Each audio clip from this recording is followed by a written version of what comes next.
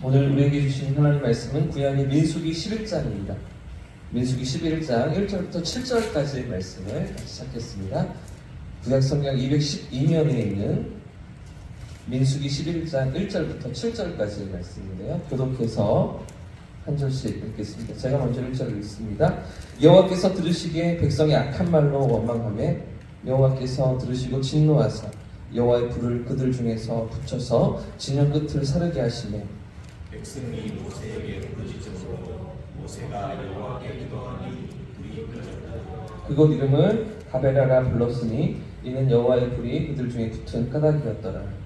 그들 중에 섞여 사는 종들이 탄력을 품음에 이스라엘 자손도 다시 울려 이르되 누가 우리에게 고기를 주어 먹게 하냐. 우리가 애굽에 있을 때에는 값없이 생선과 오이와 참외와 부추와 파와 마늘들을 먹은 것이 생각나거늘 이제는 우리의 기력이 나하여 이 만나 외에는 보이는 것이 아무것도 없도다. 같이 읽겠습니다.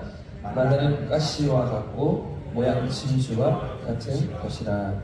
아멘. 할렐루야. 하나님께서 말씀으로 우리 삶을 붙드실 줄 믿습니다. 우리 청년들 괜찮아요? 기댈만해요? 내일이 마지막입니다. 내일까지 아침에 준비하는 강단기도회가 진행되는데요. 사실 이미 수련회를 하고 있는 거죠, 그죠? 새벽마다 기도회하고 말씀 듣고 삶의 현장에 나갔다가 다시 또 새벽에 모이는 이미 또 새학기를 준비하는 수련회가 시작된 줄 믿습니다.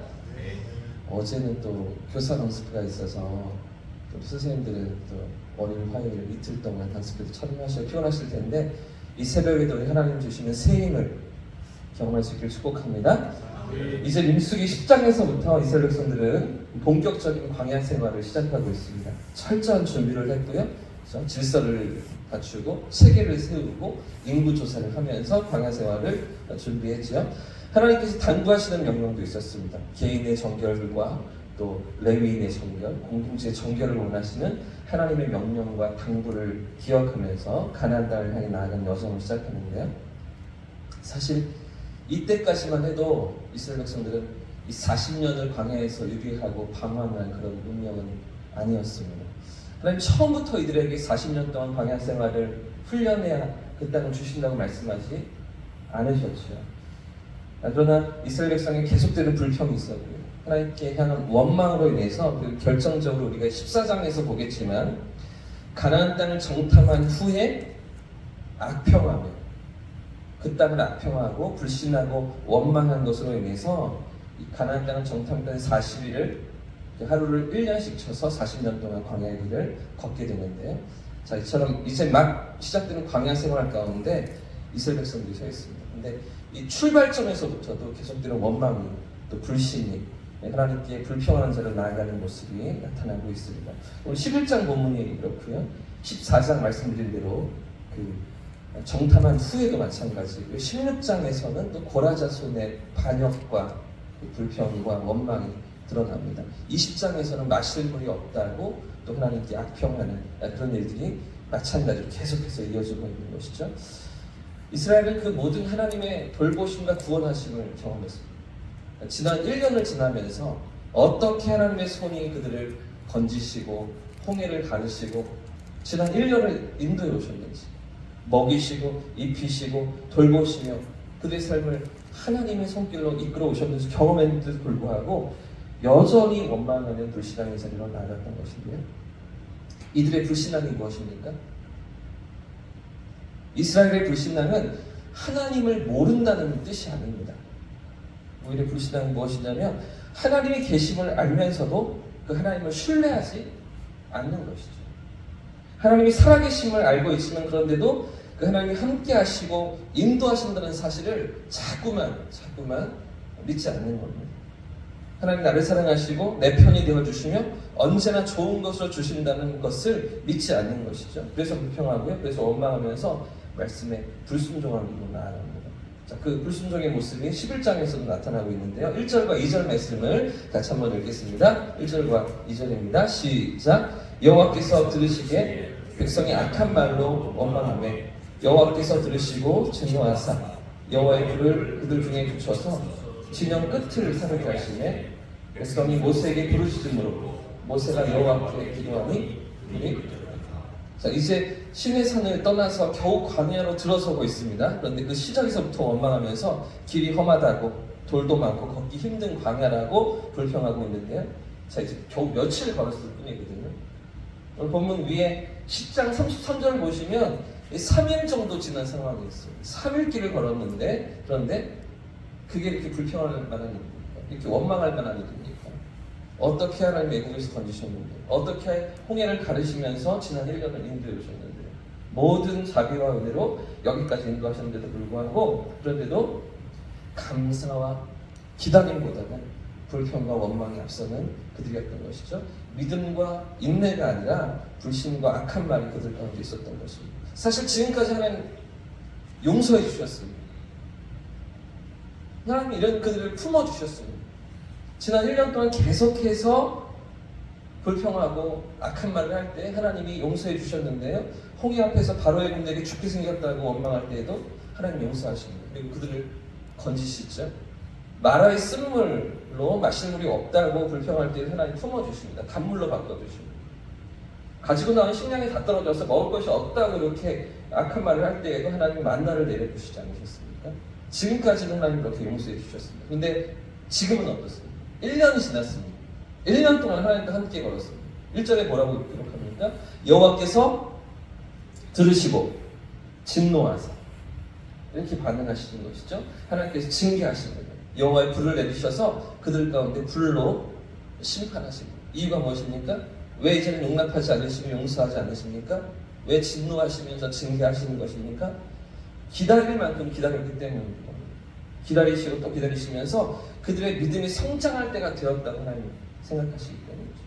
이전엔 그래도 아직은 믿음이 약하다는 것을 인정하셨습니다. 아직 하나님을 아는 지식이 어리다는 것을 인정하신 것이죠. 근데 지금은요, 어느새 출애굽하고 1년이 지나고 있습니다. 수많은 이적과 능력을 경험하면서 지금 이 자리까지 나왔던 것이죠. 그렇기 때문에 이런 하나님을 경험했다면, 이런 하나님의 인도하심을 체험했다면 이제 믿음이 성장해야 하는 것 아니겠습니까? 이제는 믿음이 조금 자라야 하는 것 아니겠습니까? 그런데도 여전히 불평하는 자리에 있는 것이죠. 여전히 원망하고 불신앙의 자리에 있는 그들이었습니다.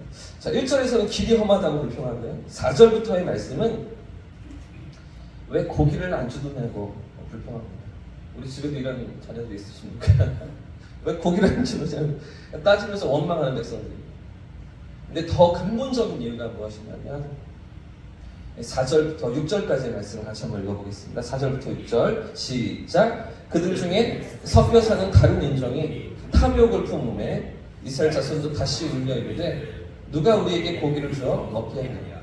우리가 애굽에 있을 때 값없이 생선과 오이와 참외와 부추 파와 마늘들을 먹은 것이 생각나고 이제는 우리 기력이 다하여 이 만나 외에는 보이는 것이 아무것도 없다. 자, 잘 보십시오. 이게 지금 5절과 6절이 말이 됩니까? 우리가 애굽에 있을 때는 값없이, 언제 값없이 먹었습니까? 그 노예로 종살이하면서 값을 다 치른 거죠. 언제 채소와 생선을 마음껏 먹었습니까? 기껏해야 종살이하면서 애굽 사람들의 시중 들면서 버려진 것들을 주워 먹긴 했었겠죠. 그런데도 왜 이런 말도 안 되는 억지를 가지고서 하나님께 대적하고 있는 것입니까? 4절 초반부에 이유가 있잖아요. 무엇입니까? 애굽에서 따라 나온 이스라엘과 함께 나온 섞여 사는 무리가 부추겼기 때문이었습니다. 이스라엘이 출애굽할 때 그때 이스라엘을 쫓아나온 이방 민족들이 들쑤셨기 때문이죠. 원래 이들은 하나님을 알던 민족이 아니었습니다. 하나님의 언약과 약속의 땅에 대한 소망이 있는 사람들도 아닌 것이죠. 그죠? 애굽에서 같이 이스라엘 백성들과 종살이하던 그런 사람들이었는데 그 종살이가 너무나 힘들고 괴로웠는데 하나님의 권능으로 이스라엘이 떠나자 그러자 같이 따라왔던 사람들인 것입니다. 그러니 그 가나안 땅에 대한 약속의 땅에 대한 기대가 없는 것이죠. 그 믿음이 없는 겁니다. 이 길을 왜 걸어야 하는지도 모르는 겁니다. 전혀 방향도 없이 그냥 따라 나온 것이죠. 이런 그들이 무리에 섞여 살면서 이 진영 끝에서 진영 저 바깥쪽에서 이스라엘 백성들을 꼬드겼던 거죠. 진영 안에 들어와서 가까이에서 그 안쪽에서 백성들과 함께 섞이고 동화되고 약속의 백성으로 믿음의 백성으로 하나님 앞에 그들이 변화되어서 살아가는 것이 아니라 저 변방에 있으면서 바깥쪽에 있으면서 불평하고 원망하는 말로 이스라엘 백성들을 유혹했기 때문이죠. 그래서 하나님께서 불을 어디에 내리십니까? 1절 말씀을 다시 보시면 진영 끝에 내리십니다. 거기에 하나님 진노하십니다. 거기에 하나님 징계하시는 것이죠. 자, 오늘 본문이 우리에게 주고 있는 교훈이 무엇일까요? 감사하고 감격하며 하나님 앞에 기뻐해야 할 수많은 이유들이 있음에도 불구하고 작은 어려움에 불평하고 원망하게 만드는 미혹에 우리 마음을 지켜야 한다는 거죠. 우리는 믿음을 지키면서 살아가야 한다는 거죠. 저 끝에서부터 불평하게 하는 생각들, 원망하게 하는 마음들, 왜 내 삶에 이게 없지? 왜 내 삶에 하나님의 도심이 없지? 이런 불신앙의 생각들이 저 끝에서부터 우리의 마음에 침투해 들어올 때 우리의 마음과 생각을 지키며 하나님 앞에서 믿음으로 살아가야 하는 것이죠. 할렐루야! 오늘도 우리의 삶의 자리에 하나님 주신 은혜가 어떤 것인지, 내가 얼마나 귀하고 복된 하나님 자녀의 백성의 영광스러운 자리에 들어와 있는지를 기억하면서 믿음으로 주님을 바라보는 삶의 자리로 나아가야 한다는 것입니다. 주신 사랑과 은혜를 놓치지 않고요. 정말 우리 안에 은혜가 살아있다면, 감격이 살아있다면 모든 삶이 감사이고 행복이고 기쁨이고 즐거움일 텐데, 그런 것들이 메마르고 사라지고 놓쳐지고 그것들이 붙잡히지 않을 때는 어떻습니까? 기분이 나쁘고 우울해지고 속상해지고, 그렇죠? 원망이 나오고 불평이 나오는 건 아니겠습니까? 불평의 이유보다 원망의 마음보다 감사와 감격의 찬양이 넘쳐나는 이 하루가 되시길 예수님 이름으로 축복합니다. 우리 삶 속에서 오늘 하루를 살아가면서 하나님의 돌보시는 손길을 믿음의 눈으로 바라보면서 은혜를 간직하면서 은혜를 붙들면서 은혜를 지켜내면서 믿음으로 걸어가는 우리 삶의 걸음걸음이 될 수 있기를 예수님 이름으로 축복합니다.